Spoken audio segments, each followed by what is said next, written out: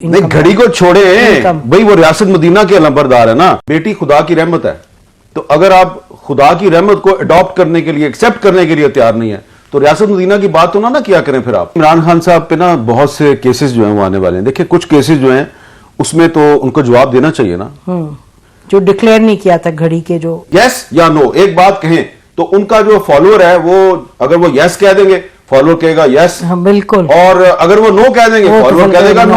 تو ایک تو یہ معاملہ بڑا امپورٹنٹ ہے یہ اخلاقی لحاظ سے, اس لیے کہ آپ ریاست مدینہ کے علمبردار ہیں, باقی کوئی ریاست مدینہ کا علمبردار نہیں ہے. نہیں گھڑی کو چھوڑے بھئی وہ ریاست مدینہ کے علمبردار ہے نا. تو میں یہ بات اس لیے کر رہا ہوں کہ عمران خان صاحب پہ ایک مشکل وقت آنے والا ہے, وہ اس کو ریلائز نہیں کر رہے. تو بار بار ایک کیس جو ہے وہ کبھی الیکشن کمیشن میں آتا ہے, کبھی وہ کورٹوں میں آتا ہے, تو پہلے تو وہ بچتے رہے ہیں اس کیس سے. ان کی بیٹی کا جو معاملہ ہے ٹھیک ہے اب تو آ گیا سامنے. دیکھیں نا, اب میں آپ کو یہ اس لیے بات کہہ رہا ہوں کہ بابر اعوان صاحب جو ہے جب یہ لا منسٹر تھے پیپلز پارٹی کے, تو میرے ایک شو پہ عمران خان صاحب کے ساتھ یہ بیٹھے ہوئے تھے, اور بابر اعوان صاحب نے عمران خان صاحب کی جو بیٹی کا ایشو ہے اس پہ بلو دی بیلٹ گفتگو کی. اس پروگرام کے بعد 10 سال ہو گئے اس کو, میں نے کبھی بابر اعوان کو نہیں بلایا. تو آج عمران خان جو ہے وہ بابر اعوان کے بغیر آگے نہیں چلتا. اچھی بات ہے, ٹھیک ہے, کیا کوئی چاچا اتھرو بن جاتا ہے, کیا کوئی رونا دھونا واویلا ڈالتا ہے پھر بھاگ جاتا ہے پھر واپس, یہ بھی تو بہت بڑے سوال ہیں. حامد آنے والے دنوں میں کیا ایکسپیکٹ کریں؟ ابھی آپ نے بات کی کہ عمران خان صاحب کو کوئی بڑا مشکل وقت ہے سامنے. الیکشن کمیشن نے کہا ہے ہٹاؤ ان کو پارٹی لیڈرشپ سے, وہ کہہ رہے ہیں جی کوئی ایسا لا نہیں. دیکھیں عمران خان صاحب پہ نا بہت سے کیسز جو ہیں وہ آنے والے ہیں. دیکھیں کچھ کیسز جو ہیں اس میں تو ان کو جواب دینا چاہیے نا, اور عمران خان صاحب سے جو ہے وہ ہم نے بھی پرائیویٹلی بڑی دفعہ کہا کہ اس معاملے کو ریزالو کرو, وہ ریزالو نہیں کر رہے.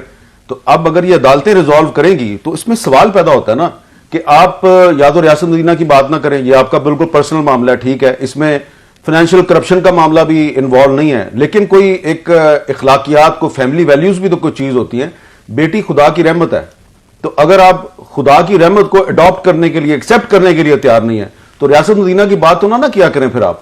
تو اس لیے یہ ایک اہم ایشو ہے. اگر پاکستان کے آئین کے آرٹیکل 62(1)(f) کے تحت نواز شریف اور دیگر جو سیاستدان ہیں جہانگیر ترین, ان کو آپ کہتے ہیں کہ یہ صادق اور امین نہیں, آپ ان کو ڈسکوالیفائی کرتے ہیں. تو اس میں صادق اور امین میں صرف فائنینشیل کرپشن جو ہے مالی بے ضابطگی نہیں آتی, اس میں یہ چیز بھی آتی ہے. تو اس کا بھی ایک دفعہ طے ہونا چاہیے. اگر وہ ان کی بیٹی نہیں ہے تو عمران خان صاحب عدالت میں آ کے ایک ثبوت دیں کہ نہیں وہ میری بیٹی نہیں ہے. اگر ہے تو اس کو اڈاپٹ کریں. تو اور یہ معاملہ وہ لٹکا رہے ہیں, لٹکائے جا رہے ہیں, سب کو پتا ہے. تو لیکن اب یہ میں سمجھتا ہوں کہ یہ معاملہ جو ہے وہ عمران خان صاحب کو اب اس پہ کوئی سٹینڈ لینا پڑے گا, یس یا نو. ایک بات کہیں تو ان کا جو فالوور ہے وہ اگر وہ یس کہہ دیں گے فالوور کہے گا یس, بالکل, اور اگر وہ نو کہہ دیں گے فالوور کہہ دے گا نو. تو ایک تو یہ معاملہ بڑا امپورٹنٹ ہے یہ اخلاقی لحاظ سے, اس لیے کہ آپ ریاست مدینہ کے علمبردار ہیں, باقی کوئی ریاست مدینہ کا علمبردار نہیں ہے. دوسری بات یہ ہے کہ فورن فنڈنگ والا بھی ہے. تیسری بات یہ ہے کہ جو گھڑی والا معاملہ ہے یہ بھی ہے. اور اس کے علاوہ اسد عمر صاحب, گھڑی چور کی جو بات ہے یہ تو غلط ہے, کیونکہ مطلب ان کو بحیثیت ایک دیکھیں نا, کیونکہ عمران خان صاحب اپنے مخالفین کو چور کہتے ہیں, ڈاکو کہتے ہیں, تو جوابی طور پہ ان کو بھی چور کہا جا رہا ہے, ٹھیک ہے نا. سیاست یہ گند ہے, آپ صحیح کہہ رہی ہیں کہ اس میں چوری تو نہیں کی, ٹھیک ہے, لیکن کیونکہ وہ دوسروں کو چور کہتے ہیں, اور آپ نے یہ بھی کہا تھا کہ میں ان چوروں کے ساتھ بات نہیں کروں گا, ٹھیک ہے, پھر آپ نے ان کے ساتھ بات بھی کی, ولنگنس بھی شو کی. اب عارف علوی کے ذریعے آپ ان سے بات چیت بھی کر رہے ہیں چوروں کے ساتھ, ڈاکوؤں کے ساتھ. اور کتنی دفعہ, کم از کم 15 دفعہ آپ نے کہا کہ چوروں اور ڈاکوؤں سے بات. ہمیں تو آپ کی بھی تو ملاقات ہوئی تھی. ہاں میری بھی ہوئی تھی, لیکن اس میں نے یہی دیکھا تھا کہ عمران خان صاحب جو ہیں وہ جو پبلکلی جو بات کرتے ہیں تو پرائیویٹ گیدرنگ میں یا پرائیویٹ گفتگو میں ان کا موقف کچھ اور ہوتا ہے. تو میں یہ بات اس لیے کر رہا ہوں کہ عمران خان صاحب پہ ایک مشکل وقت آنے والا ہے, وہ اس کو ریلائز نہیں کر رہے, اور دوبارہ سے ان کی پارٹی کے کچھ رہنما جو ہیں وہ ادھر ادھر دیکھ رہے ہیں, کانٹیکٹس کر رہے ہیں, اور جن لوگوں نے عمران خان کو بطور وزیر اعظم غلط مشورے دے کے ان کو لڑایا مختلف اپنے پرانے موسنوں سے, اب وہی لوگ دوبارہ جو ہیں وہ ان کے آئیز اینڈ ایئرز بنے ہوئے ہیں, تو وہ ان کو دوبارہ نقصان پہنچائیں گے. اس میں عمران خان صاحب کو احتیاط کرنی چاہیے. کرنی ہے تو کرو بھائی, نہیں کرنی تو نہ کرو. ہمیں پتا ہے کہ اگر آپ دوبارہ وزیر اعظم بنیں گے تو دوبارہ آپ ہم پہ پابندیاں لگائیں گے, اور ہمیں یہ بھی پتا ہے کہ اگر نواز شریف صاحب پاکستان آ گئے اور وہ وزیر اعظم بن گئے تو پھر ہمارے ساتھ وہی ہوگا جو پہلے بھی آپ کرتے رہے. لیکن کہنا میں یہ چاہتا ہوں کہ یہ جو پاکستان کی جو پولیٹیکل پارٹیز ہیں, خاص طور پہ جو 3-4 بڑی پولیٹیکل پارٹیز ہیں, یہ اپنے اندر ڈیموکریٹک کلچر پیدا کریں, ٹالرنس پیدا کریں, اور سب سے پہلے اندر پارٹی کے اندر الیکشن کروائیں.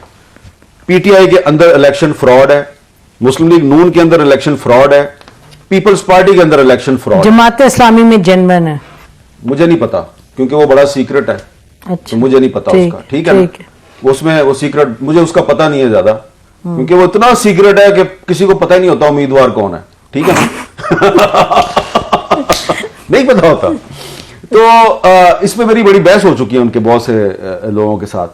لیکن دیکھیں ہمیں بات صحیح کرنی چاہیے. اگر ہم کہتے ہیں کہ ایک بدترین جمہوریت بہترین آمریت سے بہتر ہے, اور ہم ہر قیمت پہ آمریت کی مخالفت کرتے ہیں, جو بھی فوجی ڈکٹیٹر آتا ہے ہم اس کے سامنے کھڑے ہو جاتے ہیں, سیکورٹی ایجنسیز سیاست میں مداخلت کرتی ہیں ہم اس کی مخالفت کرتے ہیں, ہمیں ہر طرح کی مشکلات کا سامنا کرنا پڑتا ہے, تو پھر یہ بھی ہمارا رائٹ ہے نا, بالکل ذمہ داری ہے, ہماری ذمہ داری ہے کہ ہم پولیٹیکل پارٹی سے کہیں کہ اپنے اندر آپ جینون الیکشن کروائیں. 20 سال سے کہہ رہے ہیں. ہاں, اب آپ اپنے اندر جینون الیکشن نہیں کرواتے, لوئر کلاس اور مڈل کلاس کے لوگوں کو آپ آگے نہیں آنے دیتے.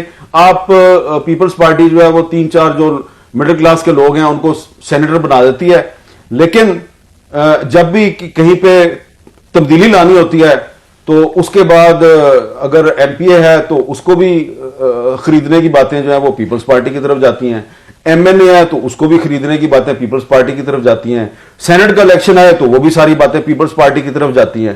تو یہ ہمیں بیوقوف نہ بنائیں کہ آپ نے 3-4 جو سندھ کے جو مڈل کلاس کے سیاسی کارکن ہیں ان کو سینیٹر بنا دیا تو آپ غریبوں کی جماعت ہیں. ایسی کوئی بات نہیں ہے. کنکلوڈنگ سینٹنس یہ ہے کہ آنے والا وقت جو ہے وہ پاکستان کے میڈیا کے لیے ایک بہت بڑا امتحان ہے, اور یہ پولیٹیکل پارٹیز جو ہیں اگر انہوں نے اپنے اندر ڈیموکریٹک کلچر کو فروغ نہ دیا تو ہم نے اٹھانے ہیں سوال, اور جب ہم سوال اٹھائیں گے تو ان میں ٹالرنس لیول ہے نہیں ہے, ڈیموکریٹک کلچر ہے نہیں ہے, تو ان کے ساتھ ایک دوسرے کے ساتھ ہمیں کھڑے ہونا پڑے گا. ارشد شریف پہ کیا خیال ہے جو جے آئی ٹی بنے؟ دیکھیں جو ارشد شریف پہ جو جے آئی ٹی ہے, ہمیں امید ہے کہ وہ جے آئی ٹی تمام لوگوں سے بات کرے گی, تمام لوگوں سے. اور اس میں یہ مطالبہ کرتا ہوں کہ ارشد شریف پہ جو جے آئی ٹی بن رہی ہے وہ پچھلے سال اسلام آباد میں جو ابصار عالم پر جن لوگوں نے حملہ کیا اور اسد طور کے گھر میں گھس کے اس کو مارا, وہ ان دونوں سے بھی اگر انٹرویو کریں, ان کا بھی بیان ریکارڈ کریں تو یہ بتائیں گے کہ اسلام آباد میں صحافیوں پہ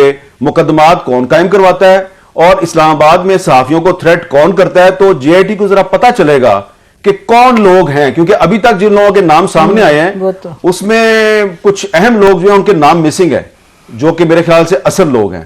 تو ان تک اگر آپ نے پہنچنا ہے تو ابصار عالم اور اسد طور کی سٹیٹمنٹ بھی لیں, ان کو بھی لیں. بہت شکریہ حامد پروگرام میں آنے کا. ناظرین اسی کا پروگرام ختم کرتے ہیں. خدا حافظ. پاکستان زندہ باد.